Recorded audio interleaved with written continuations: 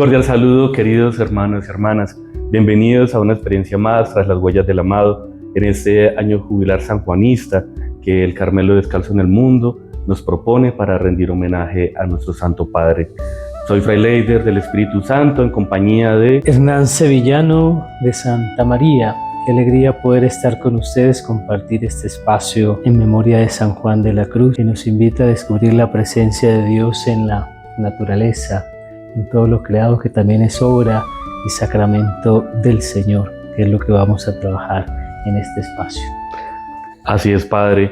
Y encontramos en San Juan de la Cruz una categoría muy particular, porque ha llamado a la creación en el momento especial de el cántico espiritual de la estrofa número 14 y número 15, una alusión especial a que la vida en el mundo, la creación, es sacramento. Nosotros tratamos de interpretar el sacramento como aquel signo visible de la comunicación eficaz de Dios, el significar aquello que no es visible a través de un signo.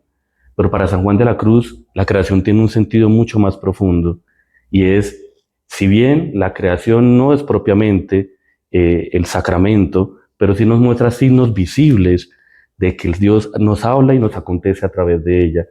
¿Qué podríamos decir del cuasi sacramento para San Juan de la Cruz? Hace muchos años, Leonardo Boff escribía un texto que se llama La vida de los sacramentos, pero hablábamos de estos sacramentos que ya conocemos, los 7, pero también hablaba de que todo lo que se va convirtiendo en sacramento para la persona, ¿no? La propia experiencia de la amistad, la cercanía con el otro, los rituales propios que no son malos, sino que a partir de allí la persona va configurando y entendiendo la dimensión de su vida. Para Juan de la Cruz, la creación como un cuasi sacramento significa que nos revela, nos manifiesta la presencia del Creador. Por eso se vuelve sacramento, porque a través de ella podemos percibir la mano amorosa, el toque delicado y suave, podríamos decirlo de alguna manera con palabras sanjuanistas, de cómo Dios se manifiesta y se expresa. Y cuando el ser humano ve la creación, ven en ella pues el signo tangible y visible de que Dios ha pasado por allí, que la ha revestido de su hermosura, le ha generado también, le ha dado su sello, su impronta, y el ser humano que la descubre y la reconoce, pues ¿qué entiende? Es sacramento. Sacramento porque es manifestación de Dios, y a través de ella también experimentamos la salvación, el amor que Dios nos tiene a cada uno de nosotros. Es importante destacar aquí que en San Juan de la Cruz, el Dios de la vida, el Dios de lo cotidiano, acontece y se comunica y nos revela su participación a través de las cosas que están propiamente en las criaturas. Las criaturas son transparencia de Dios, podríamos hablar en San Juan de la Cruz. Al momento de llevar propiamente esa categoría de creación a sacramento, hacemos alusión fácilmente, Padre, a lo que ha consagrado el Señor, el pan y el vino, fruto de la tierra y del trabajo del hombre. Entonces, esa relación de el trabajo de la tierra, fruto de ella misma, y que se presenta en la mesa del altar, nos hace precisamente hacernos partícipes tanto de la comunión que se vive en nosotros como de nuestro alrededor. La propia criatura hace parte de esa comunión.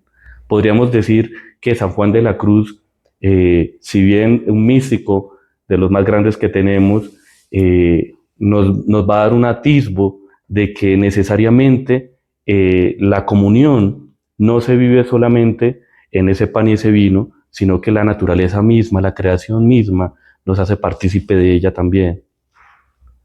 Claro. El Papa Francisco para el año 19 sacó un texto muy bonito,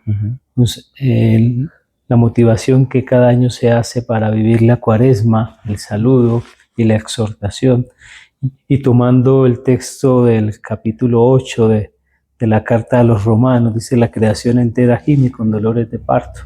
Es decir, que esa creación esperaba también la redención de los hijos de Dios, y cuando el hombre se convierte, la creación alcanza su máxima expresión porque no se ve sometida.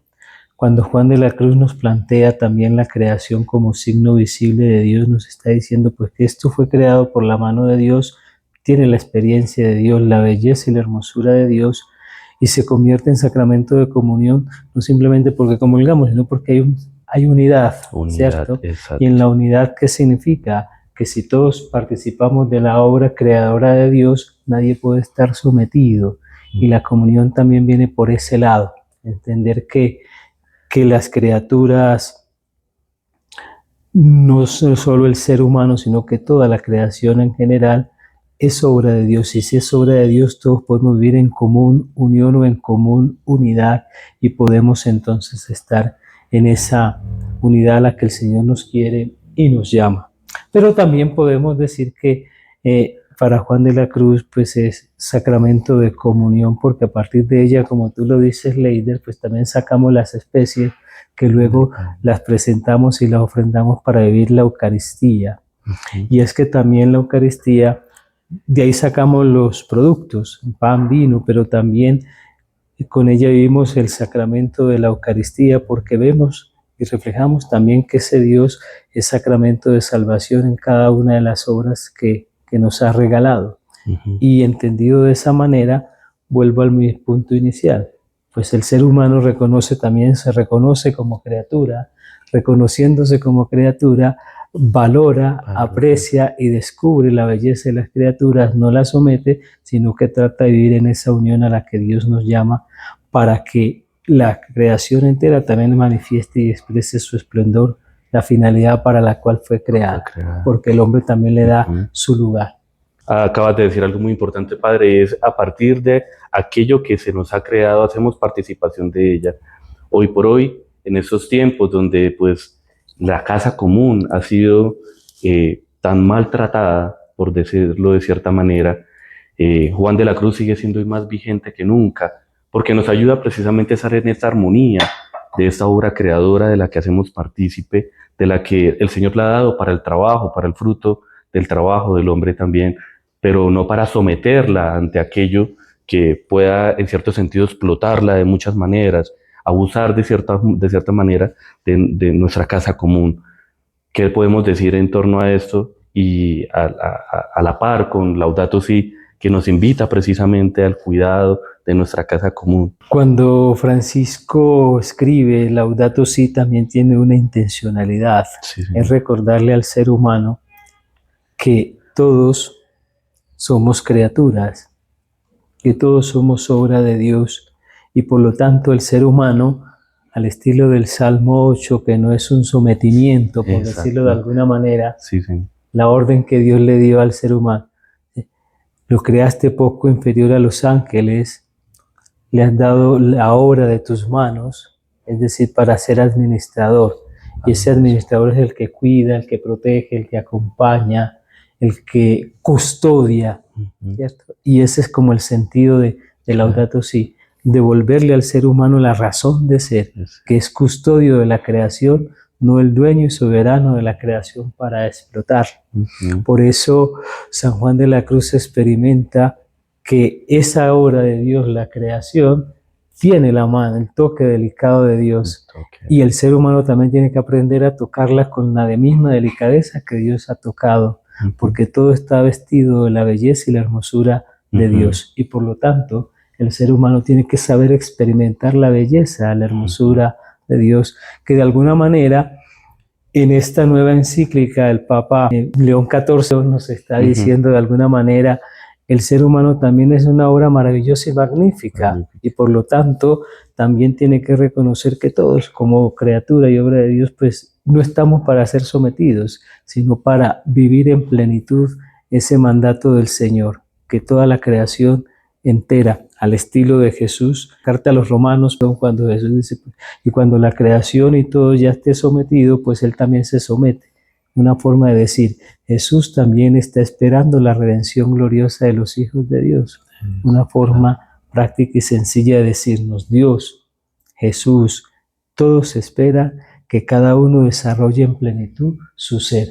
Y cuando lo desarrollamos, Jesús también entra en comunión con Él. Sigue esperando. Esa es la grandeza de Jesús, que sigue esperando que el ser humano valore, hermosee y Ujú. saboree y disfrute la obra y la creación de Dios.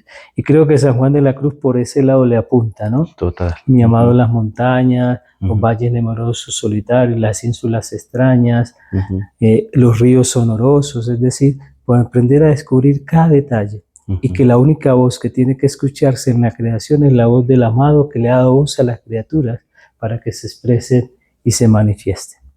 Algo muy bello y es la categoría hermosura que utiliza San Juan de la Cruz. Y ese espacio, de hecho, se llama Tras las huellas del amado. Podemos identificar fácilmente que al seguir estas huellas del amado, ¿qué nos podemos dejar a nosotros para saber qué ha pasado por la creación? Y el poema bellamente nos lo dice, ha pasado hermoseando las criaturas.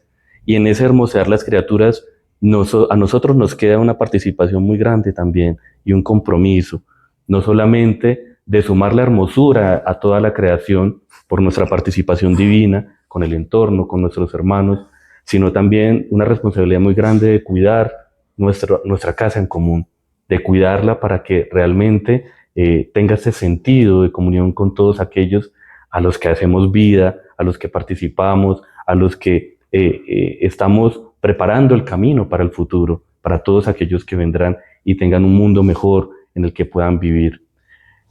Finalmente, en la canción 14 y 15 hay una expresión muy bella, la cena que recrea y enamora.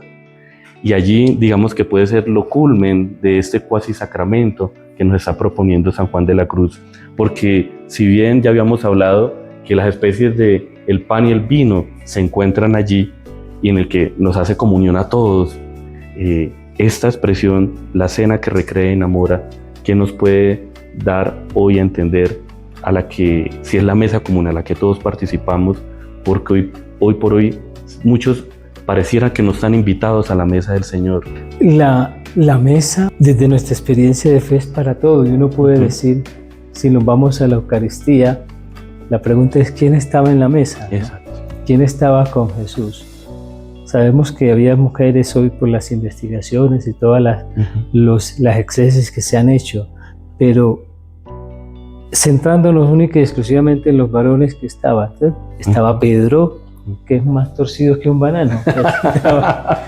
Estaba Simón el Celote, que por lo que sabemos venía de la seta de los celotes, que se asemeja como unos guerrilleros, o por lo menos tenían una causa que estaban defendiendo. Judas, con toda su realidad frágil. Estaba Simón, Zaqueo o Mateo, ¿cierto? El cobrador de impuestos, reseñado. Bueno, y cada uno con su propia historia. Pero en el fondo, la propuesta de la mesa es que mi vida se entrega por ustedes. Y es justo en esa mesa donde el corazón se desborda, se derrocha en amor, le dice, esta es mi vida que la entrego libremente por ustedes. Nadie me la quita. Entonces, la cena enamora, ¿por qué? Porque es una entrega. Y dice San Juan de la Cruz, soledad necesitan los amantes. Y cuando uno necesita estar con el amado, pues busca intimidad, busca cercanía, busca presencia, busca lugares solos, sobrios, para vivir y darse en plenitud. Y la cena se convierte en eso para Jesús, en una cena de amantes y de enamorados. Por eso, podríamos decirlo con toda certeza, al estilo, no hay comunión mientras haya hermanos excluidos. Total. No hay Eucaristía mientras haya hermanos que estén con hambre. Porque la entrega es para todos y el pan se reparte y se comparte para todos.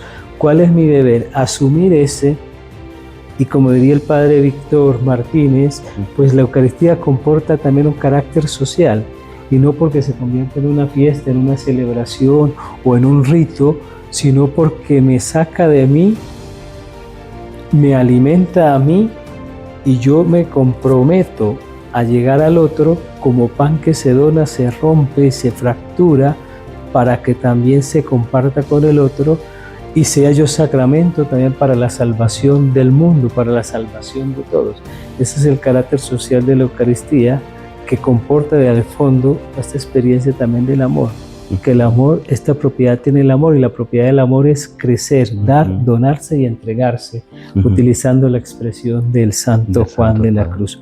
Por lo tanto, la Eucaristía, la cena que recrea y enamora, es que no es una cena para juzgar, que no es una cena para condenar, que no es una cena para recriminarle al ser humano, sino la cena del amor, de la entrega, de la donación, de la cercanía, de la presencia, pero sobre todo la cena de la salvación. Yo podría decirlo, sin decir, no creo que sea una herejía, pero que la salvación empezó en la cena. Yo entrego mi vida por todos ustedes. En la cruz es la plenitud de esa entrega.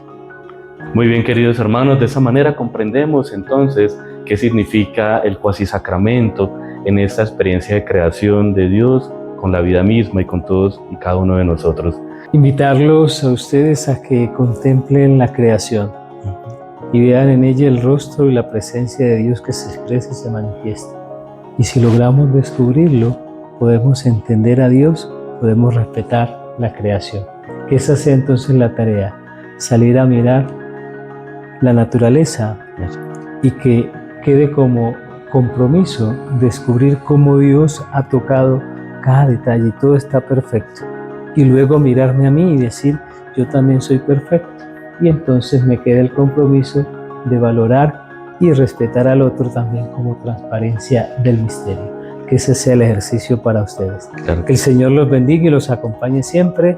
Bienvenidos a este espacio de Tras las Huellas del Amado, para que el Señor nos siga a nosotros también, revistiéndonos de su belleza y de su hermosura, de la mano de Juan de la Cruz.